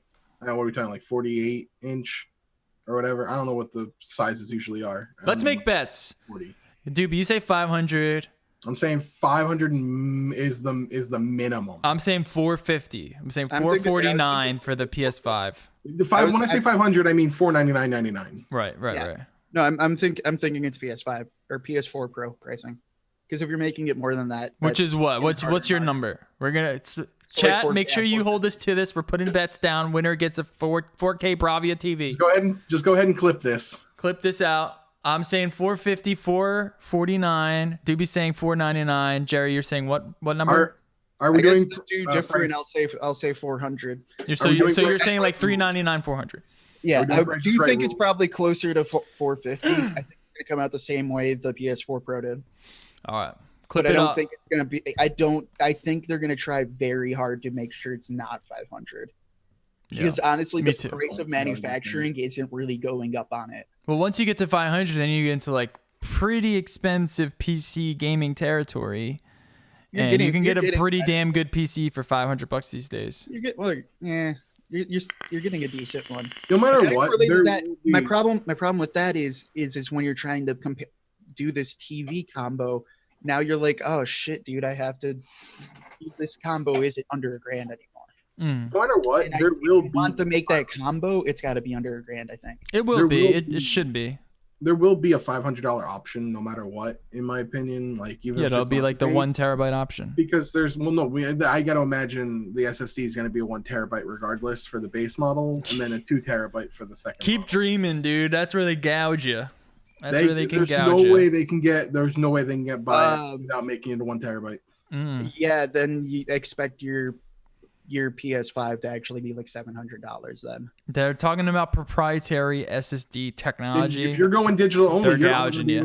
going to be able to put 1, 2, maybe max 3 games on your That's system. why you get the $700 version, doobie. If you want a 1 terabyte SSD, you're talking $700 now, not $500. See, when you want to switch games and you've got 3 games installed, You have do to realize it's not an another game. SSD, right? In ours, like you're gonna get a 120 gig SSD that can hold 1 game, and it's still just gonna be a normal hard drive after that. If you want to put a 1 terabyte SSD in there, those things still cost like $200 a piece. They've said that they're running all the hard drive in the system is an SSD. It's probably like some NVMe. Then it's style gonna- SSD. It's a proprietary Sony Then it's gonna be a 500 for them. I think. So you're That's changing your why I'm number. You're saying changing it to 500. 500. That's why I've been arguing 500. It's that I really believe it's that SSD. I still that's think 500. 450. I don't think they can get away with selling a $500 console, but we'll see. Because we're in an age now where the next gen games, like how big was Red Especially Dead? with Microsoft coming How out with big this was Red Dead cloud 2? stuff, and you won't even fucking need a Microsoft console. How are they going to compete? It's gonna be rough. They have to put that large, because They're gonna have to you come out look the at gate swinging. Last of Us the game 2, files Spider-Man keep getting 2, so big. Red And Dead all these 3, next-gen consoles, GTA they're going 6. to be they're going to be so file sizes are going to be so gigantic. Put them in the cloud, dude. All right. Respawn currently pushing out all Titanfall plans to focus on Apex Legends. This game's basically dead. I was playing it the other night. I'm done with it. The community is just so bad. There's so much hacking going on. A couple of other people. We still play. We don't play like as often. We'll play like 1 or 2 hours here and there. We're getting better at the game. Like we've won a few, and we're now finally in the range of doing like at least 1 team wipe when we land immediately before getting bodied. But it's really interesting what they're doing with Apex Legends, because they're putting a lot of it's pissing off the Titanfall fans because people want Titanfall 3, even though Titanfall 2 didn't sell that well. But the hope is it's very good. vocal. Well, it's because it was a really good game, but Because it was a good game. you would hope that I can see why people want a Titanfall 3, or at least that hardcore fan base, just because it's like, see, now everyone gets to see how great the movement in this game was. Yeah. Make a new one. Yeah. And the thing is, like, they're focusing more on seasonal updates than Fortnite's crazy every week bullshit. They And need especially that. especially when we've seen that their every week comes because of I'm coining a forever crunch. Yeah. They're just in a forever crunch. They're in crunch at all times at Epic. And that's why it's not That's why doing they're as able- good. That's why a game's not doing nearly as good as Fortnite. That's how they're able to get content updates out every week, is because they're pulling 100-hour weeks every week. Yeah. Yeah, it's unfortunate. Also, I'm more excited about the Star Wars thing. That I want to see done well. But And I imagine if you're doing a battle royale, free-to-play battle royale, you need to have a constant drip of content. And I imagine after just Star Wars Fallen Order is out, then they'll start working on Titanfall. Yeah, me too. But they're just not going to pull resources from Apex to start work on that. So I mean, EA has Titanfall is so gonna be- much money. They just dump your money into the series. They had such a gold mine on their hands, and they're fucking it up already. Yeah. Sounds like yeah. Yep. All right, I'm skipping these two. We don't have to talk about these. I want to talk about GTA 6, alleged to return to Liberty City and Vice City. Dude, I am so fucking hyped for a GTA Vice City remake. Yeah, so this is a rumor. Easily the best of the Take it with series. salt. Take it with the salt. It's a quote unquote leak. But they're, it's like any other rumor. It's not confirmed. But man, There's a post made on Pastebin. a lot of people really liked like that was the reason I think why GTA 5 did really well, was they returned to like my favorite Grand Theft Auto San Andreas. So returning to that locale was fantastic. But like Vice City really hasn't gotten the love that like Liberty City or San Andreas has. And I No, think it was my totally do it. favorite, dude. Tommy Vercetti was the best character in the series. The last time we had Vice City was Vice City Stories Yeah, I didn't play that one. side game. I didn't play that. But I would love to have it where you could like How a Grand old Theft is Auto Vice City? game with multiple cities would be like really cool. Yeah, Going that to would be fucking Liberty sick. and Vice. Well, this is the That thing. They know their bread and butter now is in this whole role-playing fucking MMO thing. So I mean, can that- imagine a gigantic fucking world where they just crunch the shit out of all their employees to create this sprawling world that And we by can creating fucking roleplay a- in, and I'm so hype. By creating a New York and a pretty much a Miami. Yeah, Miami. There's so many Throw a London in there, different dude. stories you could do with. I mean, London was the original Grand Theft Auto series. Yeah, and then throw a fucking Chinatown in there. It would be awesome actually to do London. That'd be pretty dope. Yeah, big old London, a fucking little Chinatown district near the As- Liberty as- City. I'm not a role player, but like, can you imagine as a role player, like, I can set my stories in New York or in Miami? Vice City was released in 2002, by the way. It's been a while. I was 12. I was fucking 12 years old playing Vice City. Liberty City has had the most exposure of any Grand Theft Auto game at this point. It was GTA 3, GTA 4. But it makes sense. It's the most recognizable as well. You know? Yeah. Liberty City Stories. There's a mission in San Andreas where you go to Liberty City. Yeah. Yeah, in the title will make you in the title, which will make you a kind of drug lord. You will start as a small-time guy in Liberty City doing odd chores and small-time thefts, and eventually work your way to Vice City, where you will join a famous gang. You will be tasked to look after business in Liberty City until you are brought back to Vice City and soon become the drug lord. How fucking awesome does that sound? According Fucking to an modern day Pablo. It would be cool, but it is also take all of this with a big grain of salt. What? It's just a Postman on Pastebin, dude. It's just an anonymous post made on Pastebin. Yeah. I'll believe it. I'm believing it for now. And this is, what is this? The Kojima story? Dude, I don't know, man. Let me go check out random Pastebin posts and you can find some more deep. I'm going to start writing my own leaks. Yeah, no. Kojima. Vice Kojima- City, Skyrim. That's the, or Grand Theft Auto Skyrim. That's the next one. That'd be great. Medieval fucking Grand Theft Auto. Hideo Kojima teases possible new Death Stranding trailer on Twitter. Dude, I'm Yeah. done with the fucking trailers. I want to I see the feel- fucking game. I feel like Kojima is the most expensive lap dance we're all getting, where we just need a cold shower right after. 'Cause Fucking we're not getting Kojima. any payoff. He just keeps like giving us like a chubby, and then we get nothing. I mean, it's literally just a fucking Premiere Pro like timeline that he took a picture of. Like, just give us the game. I know, that's What all is we it? want to know. What the fuck you're creating this crazy ass game. Kojima's pulling the. I've opened my brand new park. Would you like to come in? Well, you can't. He needs to chill I wanna- because we're gonna get burnt out on the fucking Kojima train before the fucking PS5. Actually, we say that, and then he's gonna drop the gameplay trailer, say it's gonna be released with the PS5, and we're all gonna fucking go play it. Also, get rid of those shitty ass HP monitors. Damn, man, come on, Like, Kojima. I'm not gonna argue. Kojima is a visionary.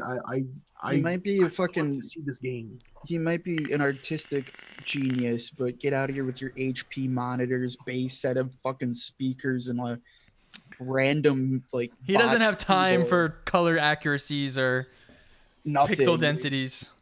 What's having like enjoying your work? No, none here. None here. All right, and I think that's it for Seriously, like, gaming. You're fucking. This is just an eight. This is all. Literally, this is almost more of an ad for like all of HP's fucking. Imagine if they paid him. Best- Doobie, don't go best nowhere. I business. want you to comment on this next story. Where is it? Like, god damn, seriously. We're gonna talk about. I should not be this triggered, but this is literally just like, welcome to Enterprise 101. We're gonna talk about talking about- PewDiePie. Oh no. PewDiePie has ended the subscribe to PewDiePie meme. He had a video, was it yesterday or 2 days ago, where he talked about how the the events that has transpired from the recent subscribe to PewDiePie antics have played more of a toll on him than he's let out. He's calling an end to the subscribe to PewDiePie. He is basically done with it. He doesn't want anything to do with it. He doesn't want his name attached to it anymore. After the Christchurch shooting, after what was another situation that happened? The banning of his video in India for claiming to be racist. Just the overall animosity and negativity that has come of this from mostly this toxic sort of fan base, this weird sort of side fan base that he's acquired over, I'd say, the last 2 years. It seems like since he started moving more away from gaming and moved more into like this commentary personality, he's kind of garnered this interesting fan base that seems to be a little bit more toxic than normal. And I want to know, do you think he should have even made this video? Do you think he needed to make this video? Do you think he should have made this video? Do you think the video came too late? I'm curious to know everyone's opinion on this, because I personally believe this was a great video to make. Him denouncing this, showing that this has actually played a toll on him, talking about how he feels about these sort of things, especially after the fact, after the dust has settled. I thought this was very, very smart of him. I don't know if he has like a PR manager. I'm sure he does, some sort of publicist who told him to do this. But damn, they need a raise, because this was a really, really smart move to make, because this comes after the news. So now when they cover him, they're going to bring up those things, but it's going to be after the wake of those events, which means there's not going to be much of an emotional attachment to it, and they're going to focus on what he's saying. And I thought that was very smart of him. And I truly believe him when he talks about how this affected him and how it affects his brand and his future deals, and how he wants nothing to do with it. There's like an explosion outside. Yeah, River's pissed. Go check it out. Yeah. All right. So I want to know your guys' opinions. All right. So between like him, Logan Paul, Jake Paul, whatever the Pauls are, I don't know, whichever Paul's the fuck up, if they're both fuck ups, and like this whole thing with Etika recently, with his like mental health. I don't know what that is. What are you talking about? He's a YouTuber known for his like Nintendo and Smash content, but he's just like going off the deep end, manic. Like there was a thing with cops yesterday with him. Oh wow. He's now on Twitter, like saying, putting out those controversial tweets, like "fuck the Jews" and all these other crazy things, just like losing his friggin' mind. I just stopped caring altogether about YouTube personalities. I just don't care. Mm-hmm. I mean, they're gonna do what they're gonna do. I understand. I don't give them the attention they want. Yeah, I get it. It's not my content for me. It's not content I'm going to consume at this point. So, do you think this response was a good response, considering the timing, or do you think he should have done it as that Christchurch shooting happened? Do you think he should have ended there and he should have came out and said something then? It's damage control, but like anything else, it's just a matter of time until his next controversial moment to gain notoriety or to gain viewership. Like it's the common adage, any press is good press. Like you get your name talked about. That's what they want. They want their name spoken. They want people to come and watch, whether it be for the dislikes or the likes. You feel that with this response in particular? I think it's damage control. Yeah. That's it. Would almost always. I understand that you feel that way too, because I'm sure a lot of people do feel that way. There's a lot of people who really think that he's going to apologize now and is on the level of like a Logan Paul, like where he's just doing shit. He's gonna do some dumb thing where he dresses up like a Nazi for some reason. Right. I think it's one of those, like, I think he's done dumb things, but it is not really on the level of the Pauls. They've earned a special hatred where they're not comparable to me.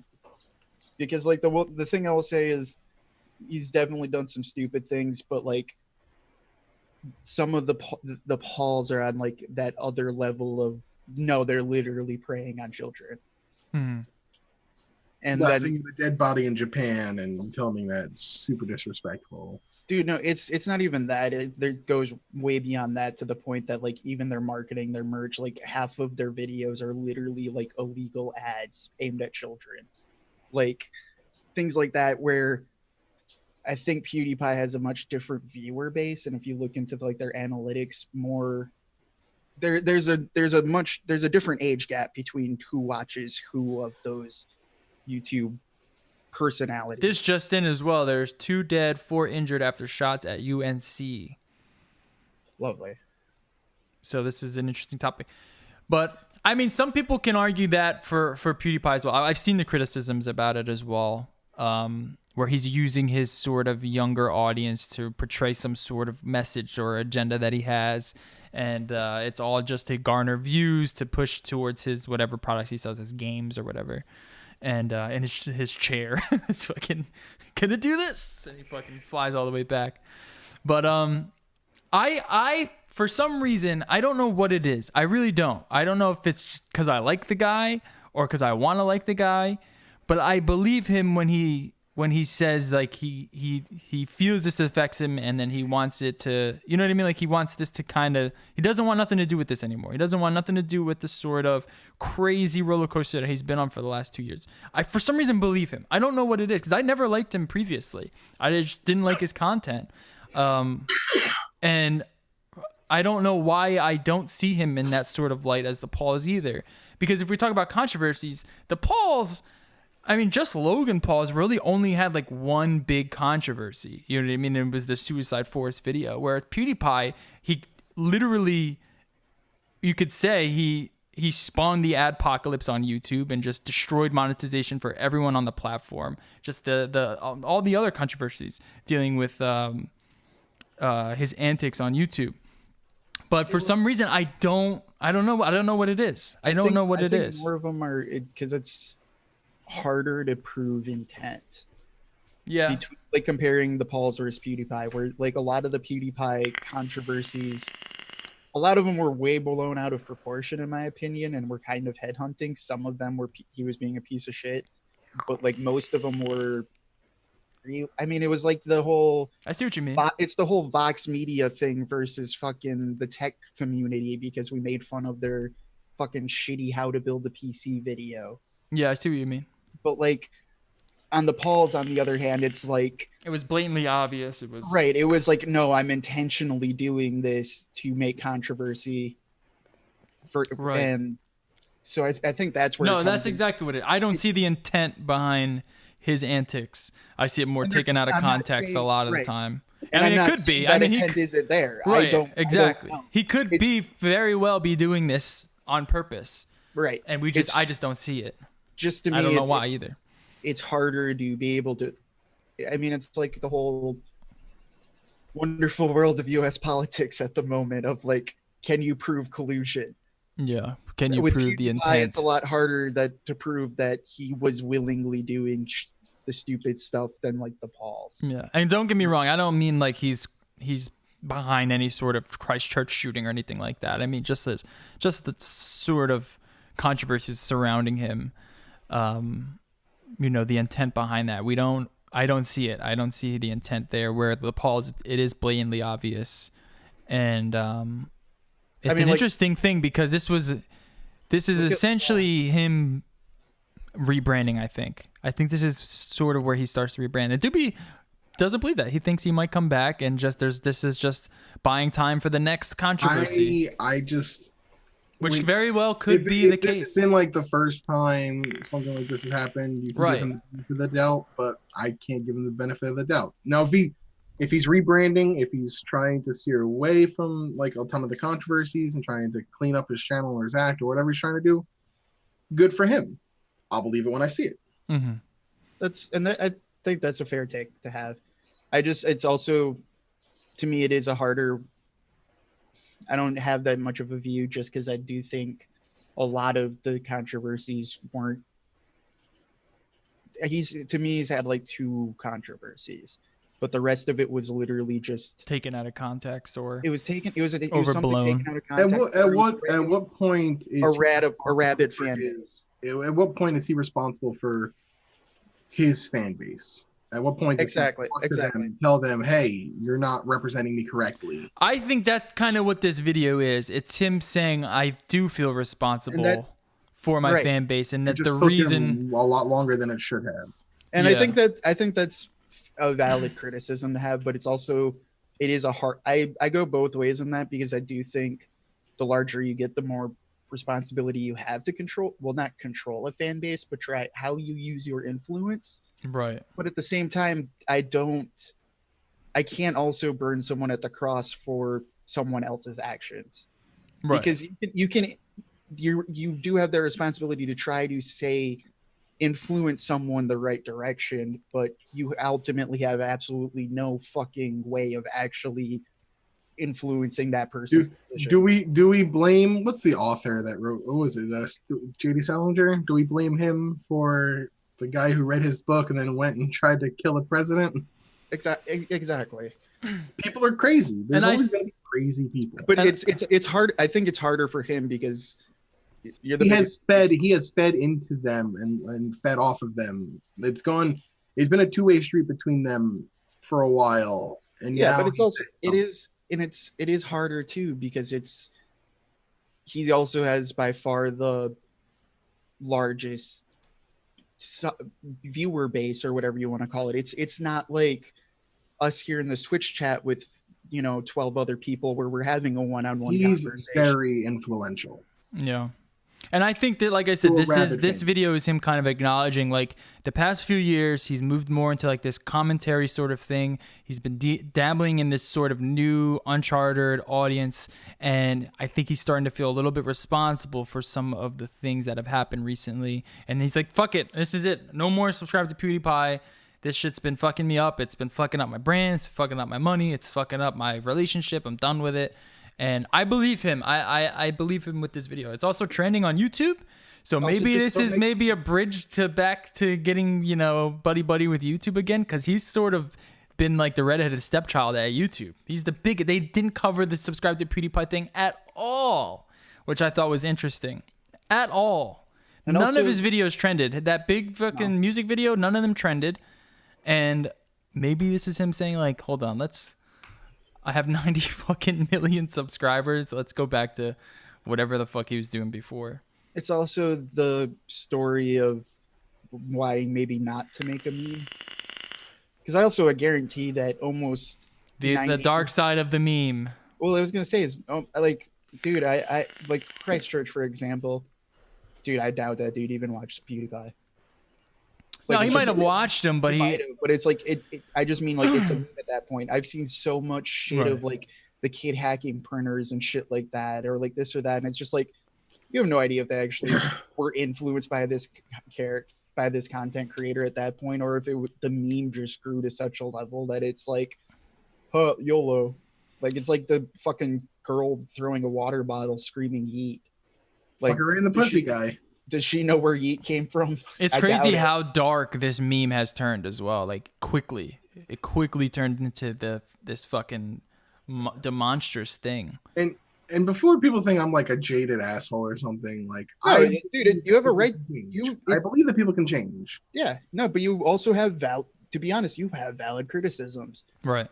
It is one of those things where like I'm arguing a little bit on the other side just because I've delved into some of those criticisms, trying to find that out for myself. And I've noticed spots where in this specific example, I think Pewds is a little bit more believable, where Jake Paul is actually, no, dude, he's like, I mean, dude, he's doing everything he can to get your children's money, and that's all he's about. Yeah. It's not even about getting views. It's literally about getting money from your children. And welcome to America. Hide your kids. All right, we got a couple more things we got to get out of here soon. Let's talk about Facebook, dude. Are you guys down with the Zuck? Are you back with the Zuck? I thought this was an interesting Facebook because I saw it. I was like, okay, Zuck's been taking some public speaking classes. He's getting back into trying, the thing. but He's no. using the thumb motion where he's going like this with his thumb. You know what I'm saying? It's not even fully Zuckerberg that like is the reason why I'm kind of done with Facebook. Like I've been done with Facebook for a while. Yeah. It's been a long time, yeah. I can't go on that platform without seeing somebody's opinion that I don't like. Not saying, I need a safe space for my opinion, but like I'm not gonna go somewhere on a site where I'm just gonna get riled up at every moment. I mean, that's literally all social media. I'd say Instagram's probably the most chill of social platforms. Twitter's the funniest. I guarantee you that one. That's the shittiest part. Is Instagram is the most chill. Yeah. And it's Instagram's still easily the fucking chillest. Facebook. Yeah. I mean, I don't really have any qualms with Facebook or Mark Zuckerberg for Mark I have qualms Zuckerberg. with people.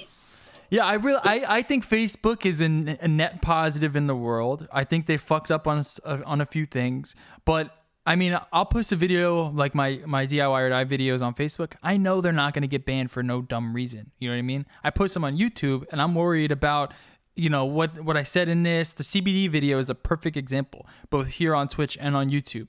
I didn't know what the rules were about it. I know channels have been banned talking about CBD, channels banned talking about THC. I just don't know. I know I can go over on Facebook, post it, and it's not going to get fucking blocked or banned. Very well established. So are you gonna go out and buy a fucking portable and put it in your house? I don't know. There's That I don't definitely know. favoritism within YouTube, like with what they will and won't censor and who they will or won't censor. Right. If you're Where influential, Facebook, it's like you're less likely to get like banned by them. yeah, and Facebook they don't give a fuck. You put whoever you want on there. Only just started recently. They started getting into things like anti-vax, and what was the another thing that they started to crack down on?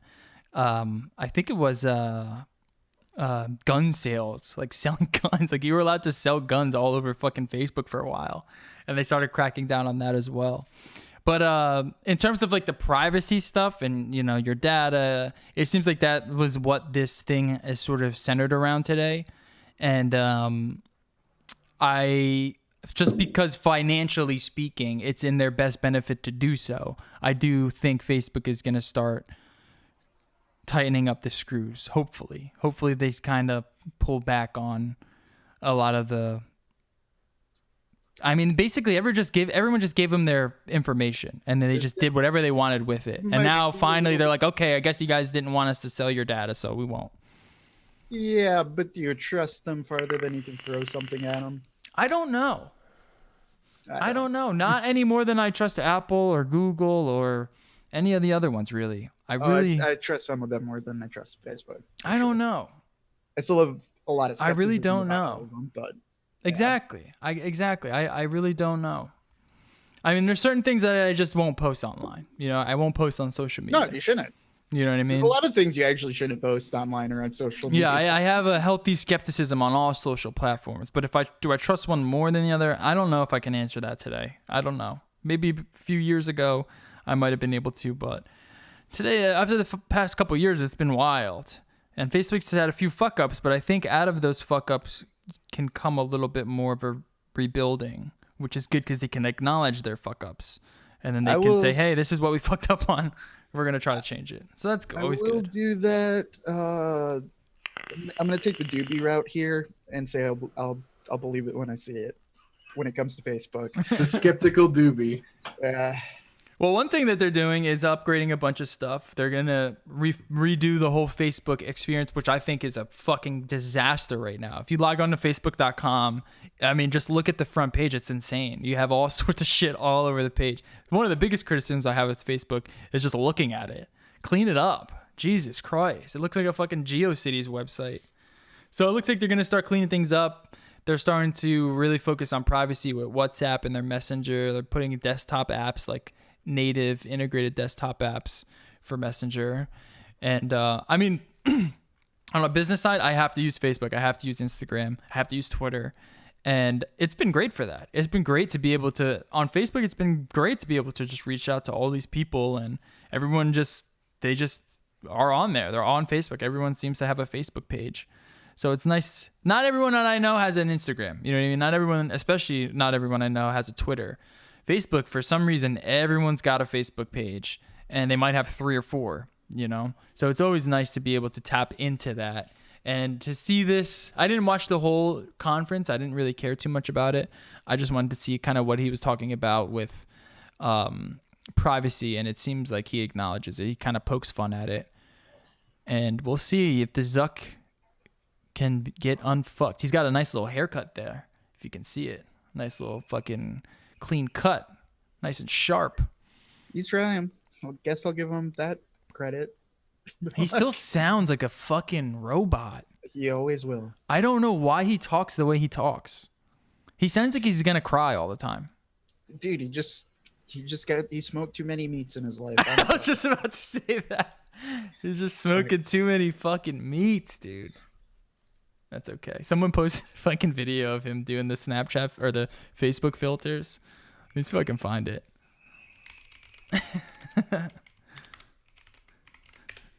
Here it is. Too many meats.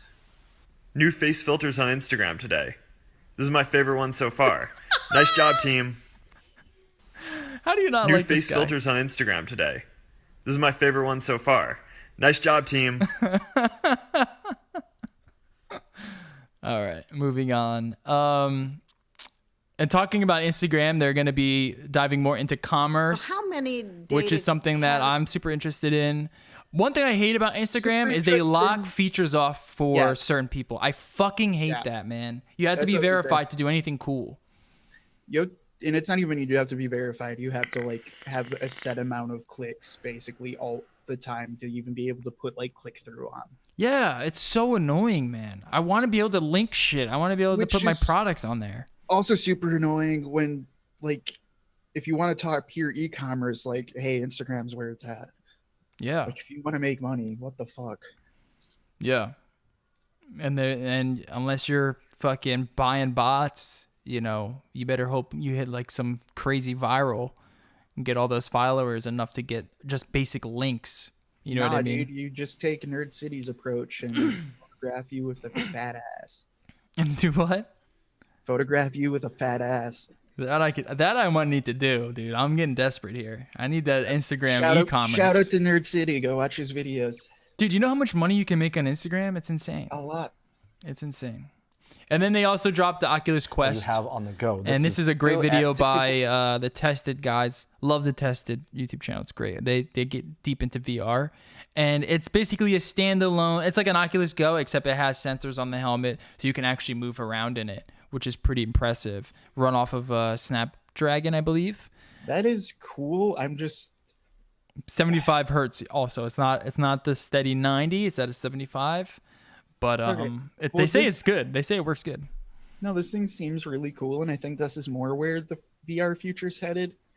But it's gonna have the other issue of now there's another new thing with no content for it. Yeah. Yeah, but I think But this. does it run PC games, or does it just run? I'm not Snapdragon sure. Android games, or like et cetera, et cetera. I think they were talking about there's a relay feature where if you have a PC, you may be able to relay it to the headset, which would be interesting. Almost like how you would stream like Steam or something to your TV, you would stream it right to the headset, which would be really interesting because then you wouldn't need to set up anything. You just put the headset on and start going. Because this is where I think the future of VR actually is it's just a Standalone headset, yeah. headset, but it's there's just no VR content, No. and now you're making another platform to try to have no content on. Great. I think finally this is like the V1 of VR. Like if you bought the first Oculus or the first Vive, that's almost like beta territory. You're like way early adopter. And then now finally, because like I think you're right, like the standalone headset's the way to go. Now we're going to start to see more and more content made for it, especially if this comes at a good price, which I don't know what the price is. Let me Google it real quick. I mean, it's Oculus, so it's Facebook, so it will be heavily subsidized probably, Yeah. and then it'll come with a free Facebook portal to put into your house. No, not 400. That's not right. Is it? Oh my God, this website. Yes, $400. $400 for 64 gigabytes, and then $500 for the 128 version. It's still a little up there. I would like to see that come down a little bit. But who knows? We know that Steam is working on like their killer VR game. So all we need is that one big app or big game that gets everyone to get in there, and then all of a sudden, boom, tons of content. All right, and we talked about that. Apple released their Q2 reports, and they were kind of disappointing. They were down 5% year-ago quarter, and quarterly earnings per diluted share of $2.46, down 10%. So they've kind of hit a little bit of a dip, but nothing too bad, nothing too drastic. I was interested in seeing what they thought about it, what the tech community thought about it. Nothing really affected their share price at all. And I think this could be a good time to actually invest in Apple as things are kind of settling before they ramp up into their new sort of gen, their new iPhone gen, their new redesigns, their new Mac OS, their new iOS. It could be a really good time to invest. I'm probably gonna strengthen my position on Apple in the next couple of days or so, I think, depending on a few analysis that I like to look at. But yeah, I think it's in line with exactly what I'd expect from Apple. Just a sort of a little bit of a dip. Just been a lot of good competition in the mobile market, in the mobile market in general. There's been really good competition, so it's gonna obviously take a hit. And I like how they were just like, yeah, but our services are hitting all-time records, because that was their major launch, like release push. Yeah. This time. Yeah. And like, I want the new iMac, Yeah. but there's not no one's gonna go buy a new iMac really. And outside of that, it's just services, and it's like their services were really fucking hit or miss. Yeah. Or at least the announcement wise.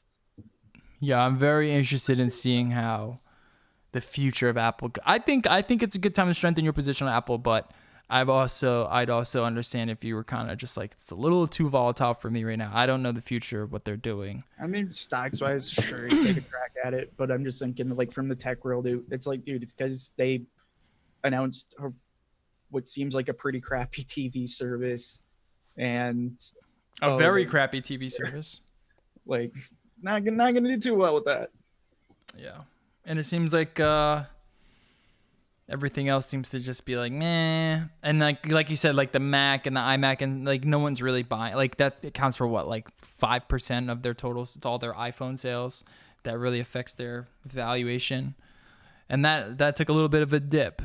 But all they need is a new redesign, some new fresh stuff, some new hardware, some nice screens, and they're good. They're back in the game. It wasn't like a drastic 15% or nothing like that, which would have been really interesting to see, because then I would have really strengthened my position. All right. And then finally, Jaguar Land Rover planning to allow helpful car drivers to earn cryptocurrency. This is so interesting.